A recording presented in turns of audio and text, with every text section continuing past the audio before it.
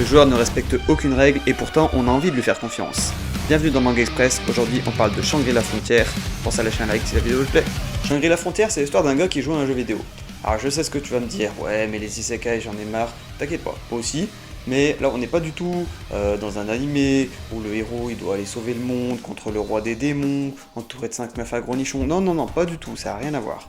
Là c'est Sunraku, un mec qui joue aux jeux vidéo par pur plaisir, et quand t'as déjà joué à un MMORPG, des Meuporg, tu te rends compte que ses réactions elles sont beaucoup plus réalistes que dans la plupart des animés de réincarnation de jeux vidéo tout ça. Son truc à lui c'est que c'est un amateur de jeux de merde, des jeux qui sont full buggés, et il est trop heureux quand il réussit à terminer les jeux, même malgré qu'ils aient des gros problèmes, des gros inconvénients, voire même exploiter les bugs avec d'autres joueurs. Lui il est totalement heureux dans sa vie, il est pas du tout rejeté parce qu'il joue à des jeux vidéo, c'est un élève lambda.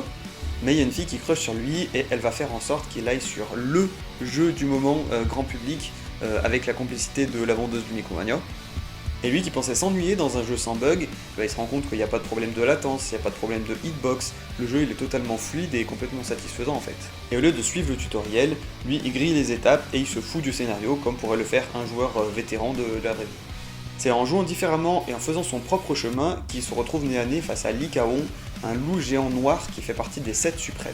C'est les 7 monstres uniques qui, lorsqu'ils sont tués, ne réapparaissent pas. Avec son petit niveau, évidemment, Sunraku il réussit pas à le tuer, mais suite à certaines conditions spéciales, Lycaon il reconnaît sa valeur et il lui appose sa marque, qui est en fait plus une sorte de malédiction, parce qu'à cause de ça, il va pas pouvoir mettre d'équipement autre que son masque à tête de piaf, et surtout il va plus pouvoir farmer, parce que il va éloigner les monstres faibles et attirer seulement les monstres forts.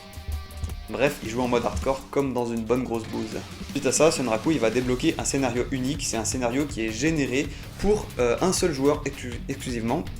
Ça se passe dans le pays des lapins et ça va lui conférer une expérience qui est radicalement différente de n'importe quel joueur de Shangri-La Frontier. Il va pas être le seul dans cette aventure, parce qu'il va être accompagné d'un homme, Oi Kazuto, et d'une femme, Pencil Gun, qu'il a rencontré dans d'autres jeux.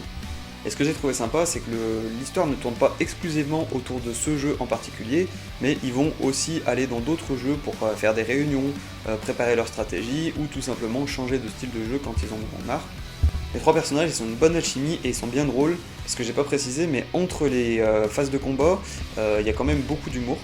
Les 3 joueurs, ils sont doués, mais arrogants, et chacun il veut garder ses petits secrets, ses petits avantages, comme Sunraku avec son scénario unique sur le monde des lapins. Malgré ça, ils arrivent quand même bien à coopérer quand ils en ont besoin. Parmi les autres personnages, on a la fille qui crush sur Sunraku, qui l'a invité dans le jeu en espérant pouvoir l'assister au début du jeu et dans le but de se rapprocher, mais spoiler, c'est pas très bien fait, j'ai un peu du mal à la supporter et elle fait partie des points négatifs. En fait, la majorité des personnages secondaires sont pas très bien développés en soi. Par contre, l'action elle est très bien représentée, il y a des combats qui sont prenants et épiques, ils sont très bien dessinés dans le manga, très bien animés aussi. Le bestiaire est suffisamment varié, l'univers est riche et on sent qu'il nous reste encore beaucoup à découvrir. Le héros il monte de niveau facilement, il va gagner pas mal de compétences qui peuvent chacune monter de niveau et se fusionner, donc ça arrive que des fois on est un petit peu perdu, mais ça n'empêche pas quand même d'apprécier les combats, même si on comprend pas exactement à quoi sert telle compétence. Le duo de Sunraku avec Emule, la petite lapine magicienne, est sympathique, même si elle est un petit peu relou parfois. Les chara-designs sont facilement reconnaissables, entre les guerriers en armure, les moines et notre Sunraku national avec sa tête de piaf. Et je te rassure, ça peut sembler bizarre au début, mais en vrai ça passe après.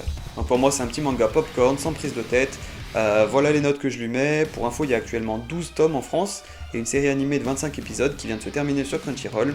De mon côté, je viens de terminer le 7ème tome, qui va un petit peu au-delà de la fin de la saison, et ça annonce des aventures un petit peu croustillantes.